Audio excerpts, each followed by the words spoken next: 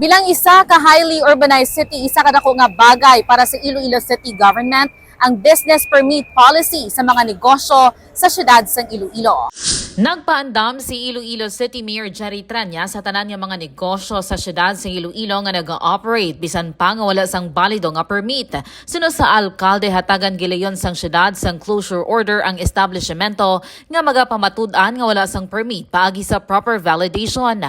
Dugang pa sang natungdan para sa mga boarding houses yara ang Local Economic Enterprise Office o kon LEEO, Local Economic Development and Investment Promotion Office o kon LEDIP, kag Boarding House Commission nga nakatuka sa inspection sa mga business owners. Nahibaluan nga pila sa anom ka mga nagkalasunog ang mga boarding houses sa Barangay San Nicolas, La Paz ang wala sang operating permit. Inisi ka K5 Alex Escalante para sa kampyon nga balita, serbisyo publiko kag kalingawan sa Iloilo. K5 News FM. This news is brought to you by...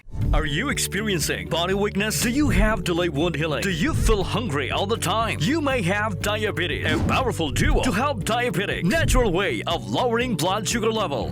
Clinica DTX 500 is a powerful duo that combines of ampalaya extract and the sugarcane extract. Clinica DTX 500 stimulates the production of insulin, enhance conversion to energy.